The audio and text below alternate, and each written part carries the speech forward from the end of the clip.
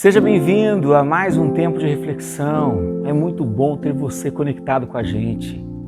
E nós temos conversado sobre esse tema, não tenha medo.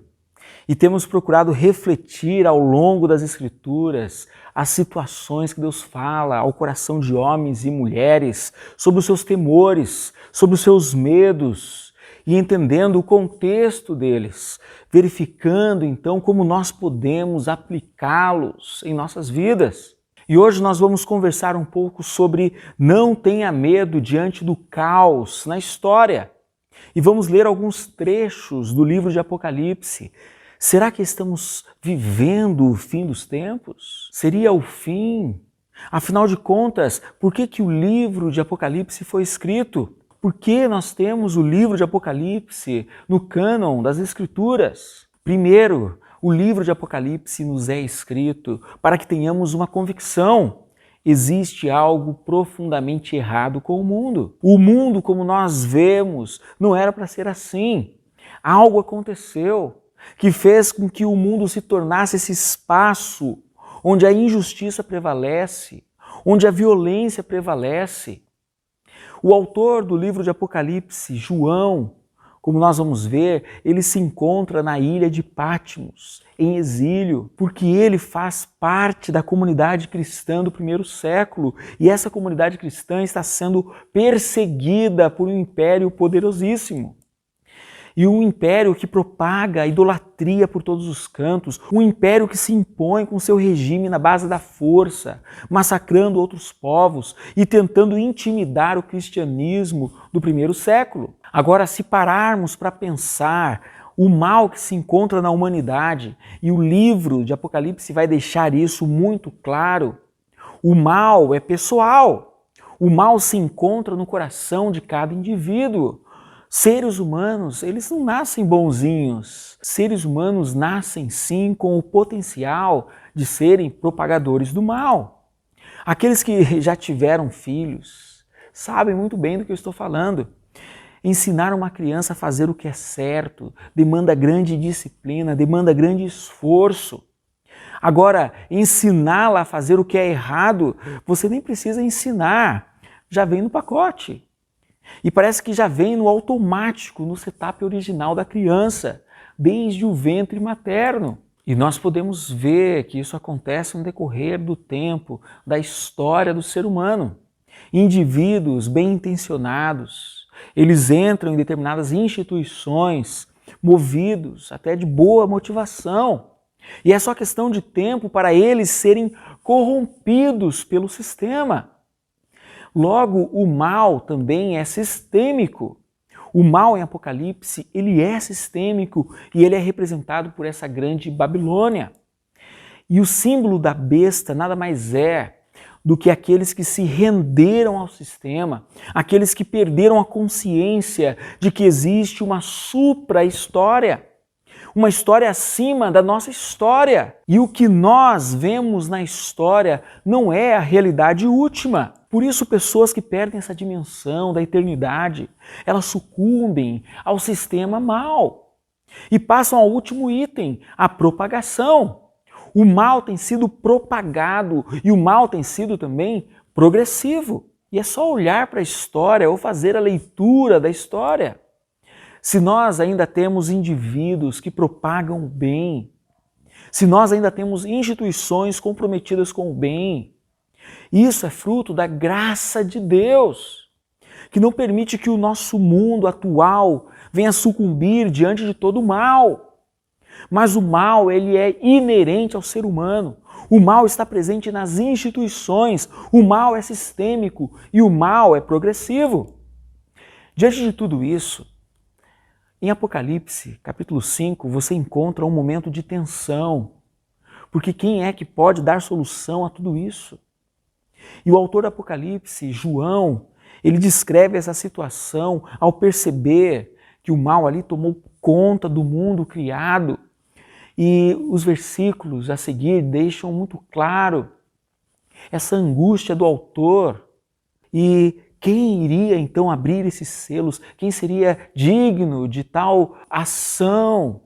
E queria então desencadear em acontecimentos redentivos, levando à restauração de todas as coisas. Mas então nós vamos ver a gloriosa revelação de que Jesus, o Deus Criador, entra na história quando ele morre naquela cruz para pagar a nossa dívida como seres humanos, nos oferecendo perdão, nos oferecendo restauração e reconexão com ele.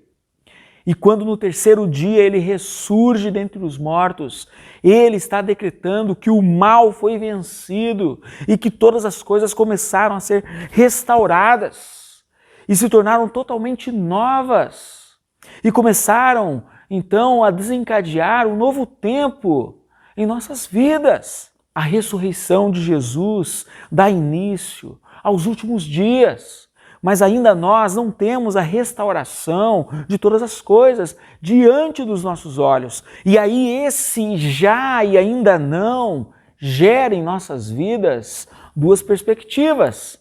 A perspectiva da história, quando nós olhamos para a história, quando nós assistimos o telejornal, quando nós lemos no Jornal do Dia, nesse exato momento que nós vemos, é caos. Agora, quando nós abrimos as páginas das Escrituras, especialmente o livro do Apocalipse, e percebemos a experiência que João tem ao estar orando e tendo uma visão do que está acontecendo na eternidade, olha o que acontece. Jesus está assentado no trono e ele está conduzindo a história para o final que nós conhecemos em Apocalipse 21 e 22. Às vezes nós costumamos pensar em história e eternidade como dimensões paralelas, mas talvez fique mais fácil a gente entender a história e a eternidade dessa forma, porque aqui nós temos a eternidade. Da eternidade, Deus está criando o mundo, Deus está redimindo e restaurando toda a criação. A história, ela está acontecendo aqui. E a nossa missão, ela se dá na história. Mas Deus, da eternidade, Ele não vê apenas o presente e o passado, não! Deus da eternidade está presente no passado, criando todas as coisas, morrendo naquela cruz em Cristo Jesus, restaurando todas as coisas.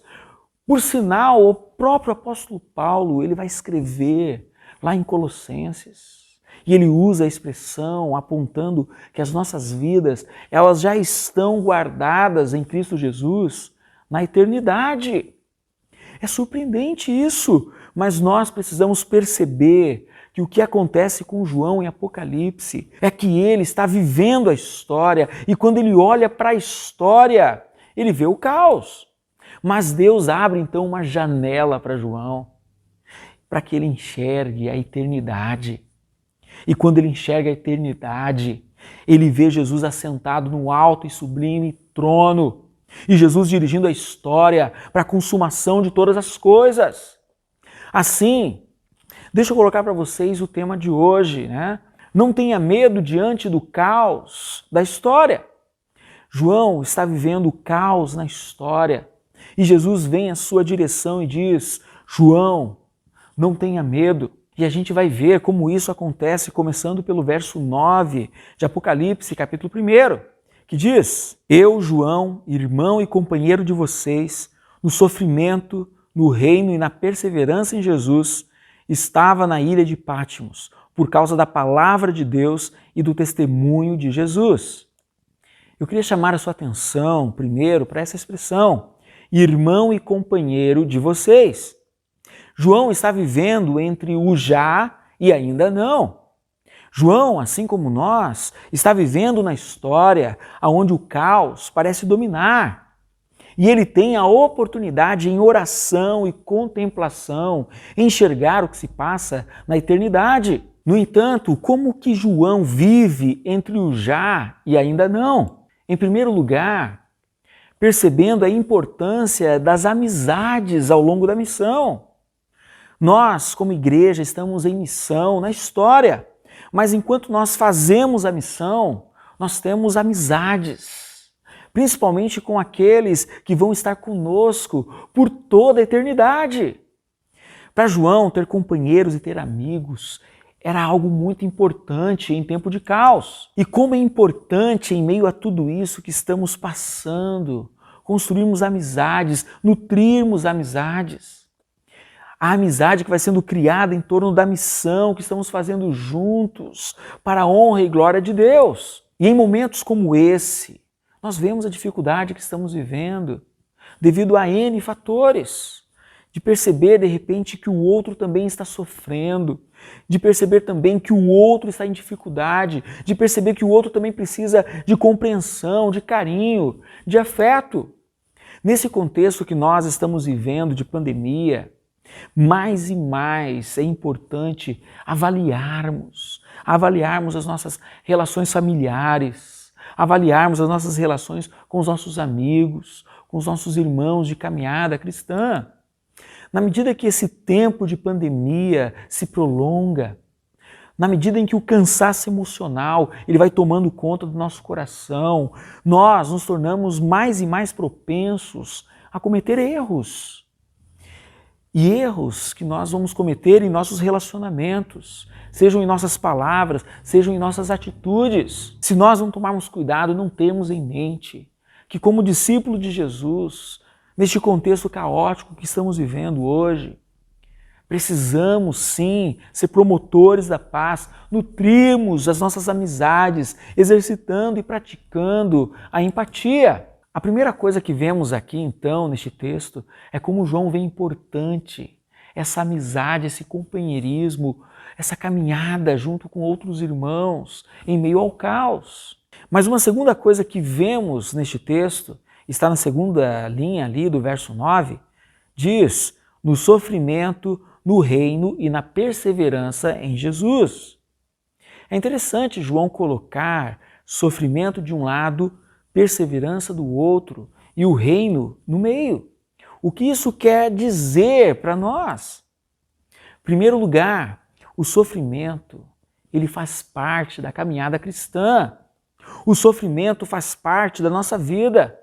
Nós não somos os primeiros seres humanos, homens e mulheres, que passamos por um momento difícil, como nós estamos vivendo hoje. Nós não somos os primeiros que vamos enfrentar a crise econômica. Nós não somos os primeiros que ficam desempregados. Nós não somos os primeiros cristãos que precisam passar por um período de isolamento. O sofrimento sempre fez parte das nossas histórias. Sempre fez, sempre fará, até aquele grande dia que para sempre estaremos com o nosso Deus. É verdade que existe uma teoria aí pregada em muitas igrejas, uma teoria equivocada, uma teologia disfuncional, que fala que aquele que está em Cristo não pode passar por sofrimento. Mas olha as Escrituras Sagradas e perceba a quantidade de homens e mulheres que vivem no sofrimento e são lapidados por Deus em meio ao sofrimento. Por sinal, o que nós encontramos recorrentemente nas Escrituras Sagradas não é uma promessa de que nós não vamos sofrer, mas é uma exortação de que nós devemos perseverar.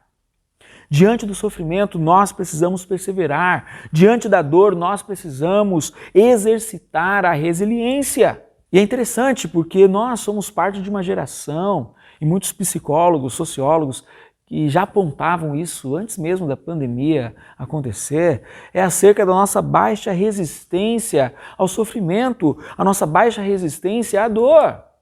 Nós somos uma geração que cresceu à base de analgésicos. Qualquer dor física, a gente já toma um analgésico. Qualquer movimentação no nosso emocional, nós já buscamos um antidepressivo. Nós fomos desenvolvidos nessa cultura ocidental, avessos a todo e qualquer tipo de dor. E de repente então vem uma pandemia, e com a pandemia vem uma crise econômica, vem uma crise política.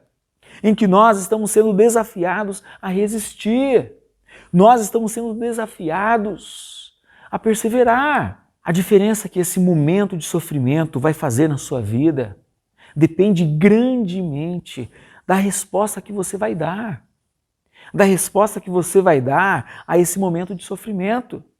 O quanto você vai crescer como indivíduo, o quanto você vai ganhar de experiência, o quanto você vai aprofundar relacionamentos com outras pessoas. Isso depende grandemente do quanto e como você reage ao sofrimento. O sofrimento, ele faz parte da vida de inúmeros personagens bíblicos. O sofrimento fazia parte da comunidade cristã, da igreja cristã do primeiro século. O sofrimento fazia parte da experiência de João, o autor de Apocalipse. E não só de João, como também de seus amigos e amigas cristãos. Mas o que João nos diz é que nós devemos ser amigos, não apenas no sofrimento, mas também na perseverança. A perseverança é a resposta que nós damos como cristãos ao sofrimento. E o texto continua dizendo que João estava na ilha de Patmos. E a ilha de Patmos é uma ilha que ficava a cerca ali de 70 a 80 quilômetros da costa, principalmente ali na cidade de Éfeso. Mas o que ele estava fazendo na ilha de Patmos? O texto diz que ele estava lá por causa da palavra de Deus e do testemunho de Jesus. O que nos aponta aqui que é por causa de uma perseguição. Foi um exílio forçado. O autor de Apocalipse estava afastado, ele estava em isolamento. E por que ele estava em isolamento? Bem possivelmente porque ele era uma pessoa considerada perigosa para o sistema. Logo, o sistema não queria que ele estivesse conectado com as outras pessoas. Aí a gente precisa entender um pouquinho da cultura da época. No Império Romano, quando um indivíduo cometia algum crime, cometia alguma falta, se ele era pobre, fraco, bem possivelmente ele seria executado, porque ele não servia para nada no sistema. Seja por uma execução direta ou simplesmente colocado numa cela e deixado lá para morrer. Uma vez que o sistema carcerário romano, ele não oferecia comida, roupa, medicação. Então o pobre e fraco simplesmente era executado. Se o indivíduo era pobre, mas tinha alguma força, bem possivelmente ele era deslocado para regiões de trabalho forçado. Ele iria trabalhar nas minas para os romanos. Agora, se o indivíduo era pobre ou tinha algum grau de instrução, mas ele era muito forte, sabe o que ele iria fazer? Ele iria ser usado nas arenas, como um gladiador. Ele iria enfrentar animais, ele iria enfrentar outros gladiadores para divertir os romanos. Agora, é interessante, se o indivíduo era influente, era conhecido por outros, mas era tido como alguém perigoso para o sistema, os romanos tinham o cuidado de simplesmente isolar esse indivíduo, porque matá-lo era fazer dele um mártir por um movimento. Então eles decretavam que a pessoa teria que se exilar. E bem possivelmente estamos diante de um líder cristão que foi tido como uma ameaça para o sistema. Por isso ele foi deslocado e foi enviado para o isolamento. Agora me acompanhe aqui no verso 10, o texto continua dizendo: no dia do Senhor, achei-me no espírito e ouvi por trás de mim uma voz forte, como de trombeta, que dizia...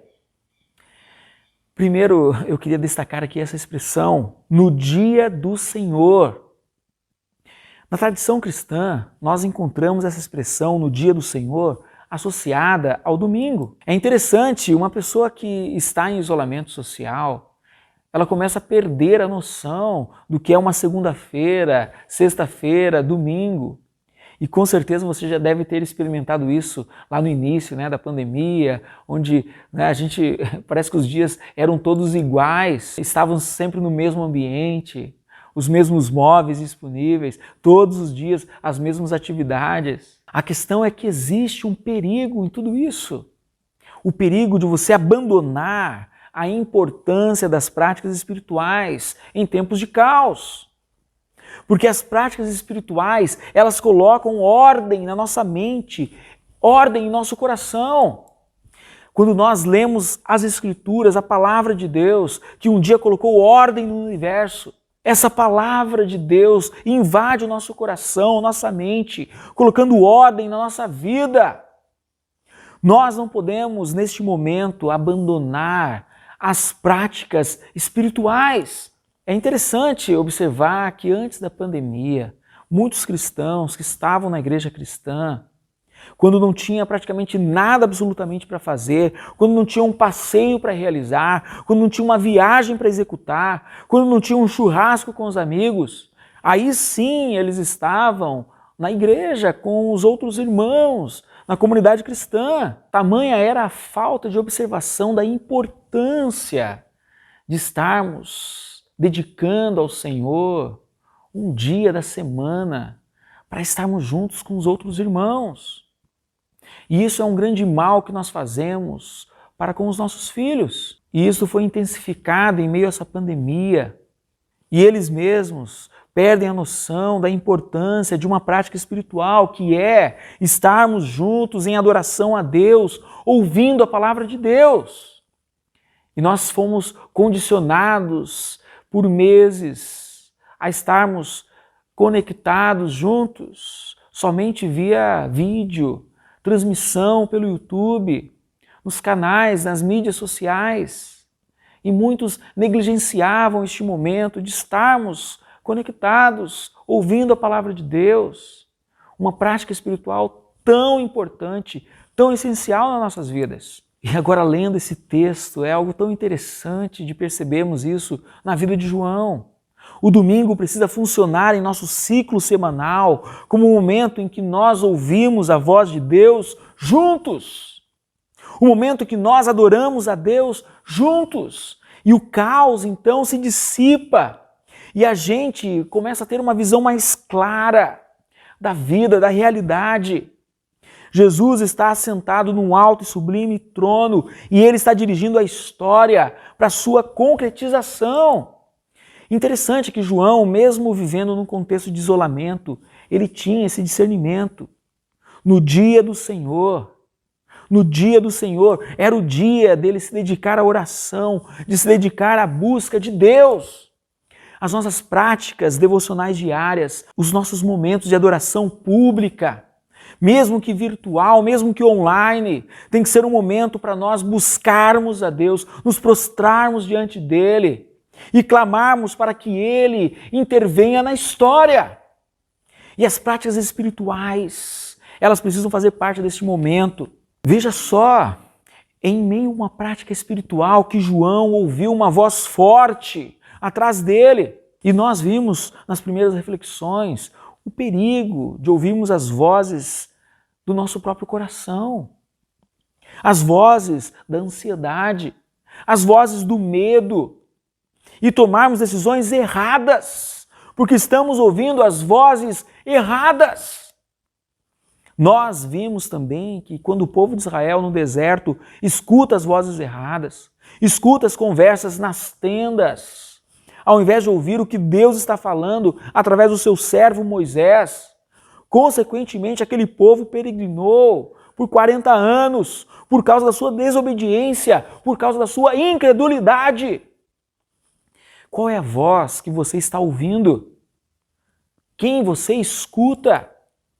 João está na ilha de Patmos e está em oração, está em adoração a Deus, bem possivelmente no primeiro dia da semana, no domingo, o dia do Senhor, e ele escuta a voz de Deus. Por isso, qual é a voz que tem norteado a sua vida? Qual é a voz que tem movido os seus sentimentos? Qual é a voz que tem determinado as suas atitudes?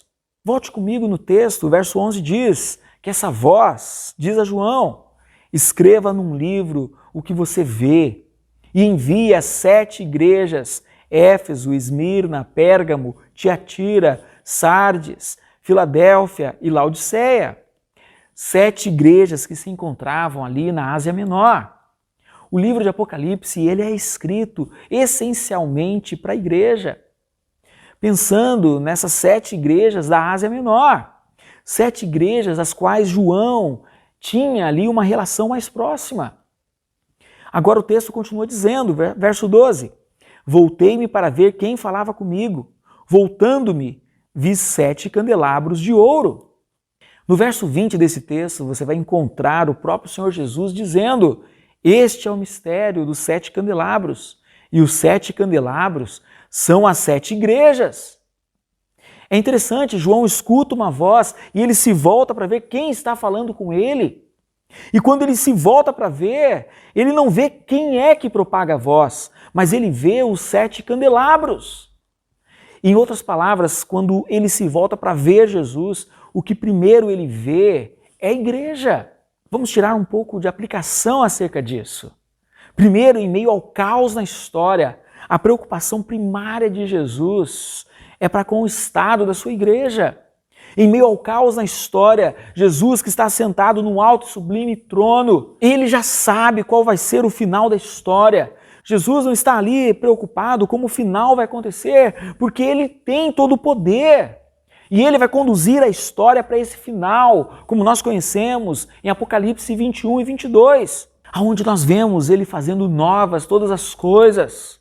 A grande preocupação de Jesus é acerca da igreja dele na história. Jesus não está preocupado em poupar a igreja de determinadas dores. A grande preocupação, o grande foco de Jesus é acerca da igreja dele na história. Jesus está preocupado se essa igreja, em meio à dor e ao sofrimento, continua conectada ao seu amor, continua fiel à missão, continua comprometida em fazer a diferença, em ser bênção na história, como discípulos dele aonde quer que nos encontremos.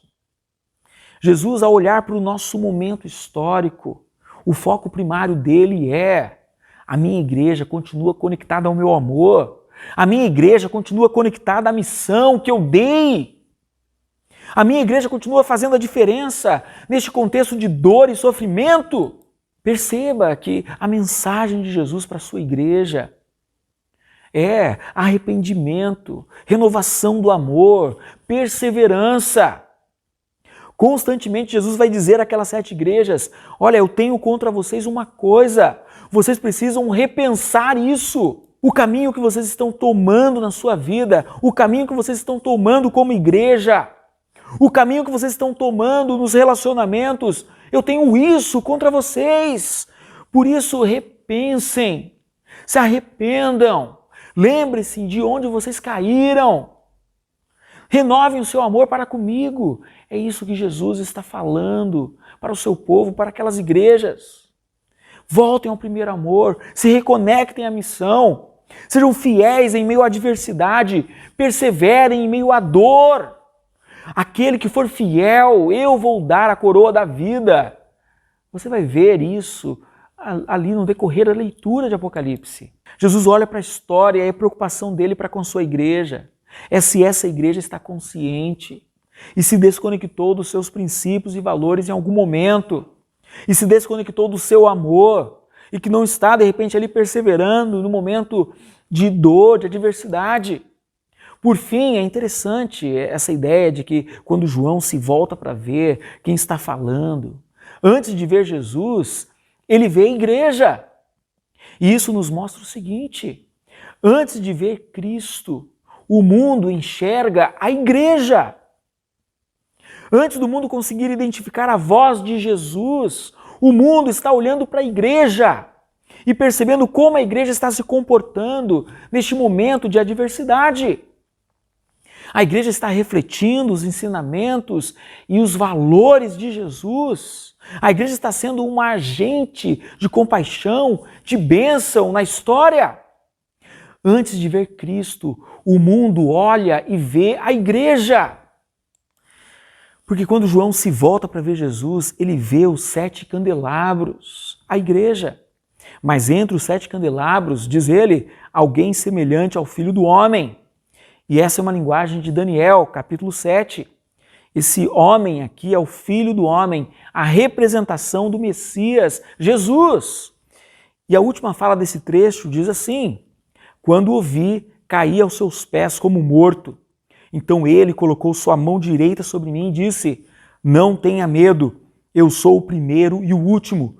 Não tenha medo, eu sou o primeiro e o último. Foi a mesma voz que disse a Abraão: não tenha medo, Abraão.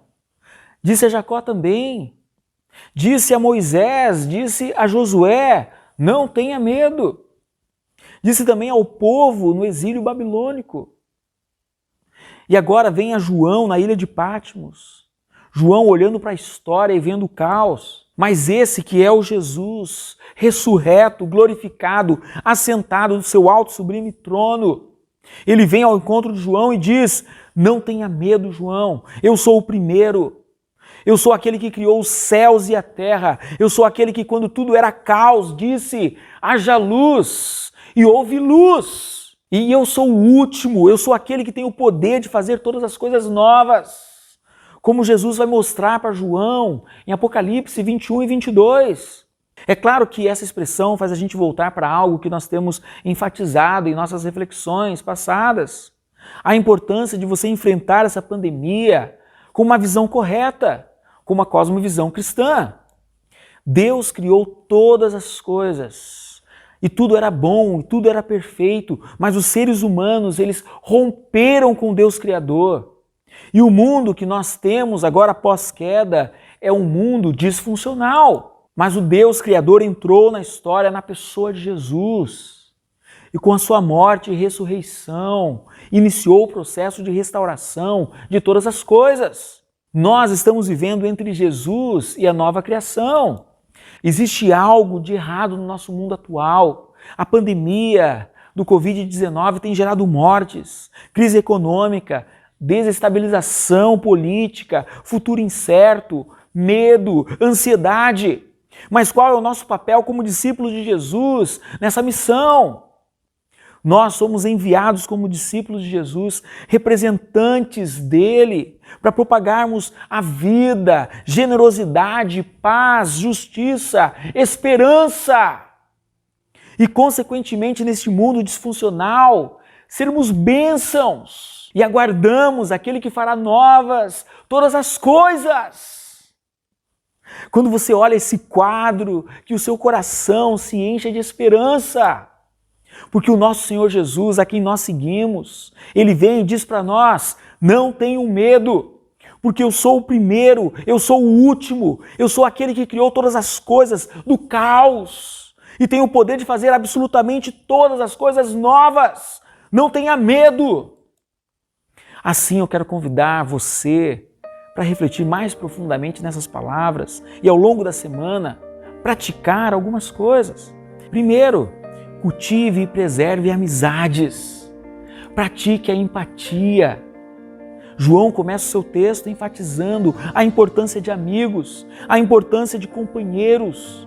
Nós estamos sendo bons amigos, companheiros, nutrindo e cultivando amizades? Pare, reflita sobre essas coisas. Pare e reflita sobre isso. Segundo, mantenha suas práticas espirituais. Resgate o seu tempo de oração, o jejum neste momento de calamidade. Resgate o momento de você se reunir com os outros irmãos e irmãs para adorar a Deus, ouvir a sua palavra. Terceiro lugar, a palavra de Jesus às igrejas, às 7 igrejas do Apocalipse, passa por um convite de repensar atitudes, renovar o amor, renovar o compromisso com a missão. Por isso eu quero que mais uma vez a palavra que vem de Deus alcance o seu coração no mais profundo do seu ser. Jesus nos diz, não tenha medo, eu sou o primeiro, eu sou o último.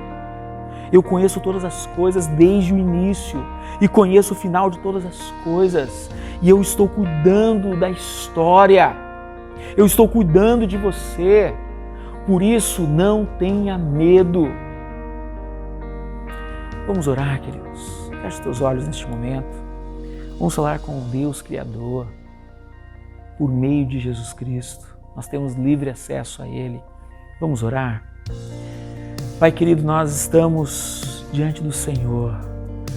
Te agradecemos, Senhor, pelo Teu amor, pela Tua palavra que é alimento para o nosso coração. Como precisamos, Senhor, nos fortalecer e sermos moldados por Ti em meio ao caos que vivemos na história. Perseverarmos em meio ao sofrimento, pois nós temos a plena convicção e certeza que nada foge do seu controle, tudo está perfeitamente debaixo dos seus pés. O Senhor reina soberanamente, que o nosso coração se encha de paz e esperança, pois um dia estaremos para sempre contigo.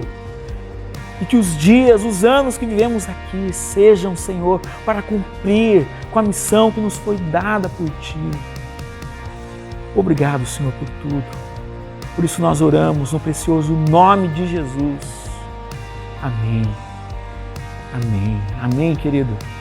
E que a graça do nosso Senhor e Salvador Jesus, o amor de Deus Pai e a comunhão, o poder do Espírito Santo de Deus seja sobre a sua vida, sobre sua família, agora e para sempre. Amém. Deus te abençoe, querido.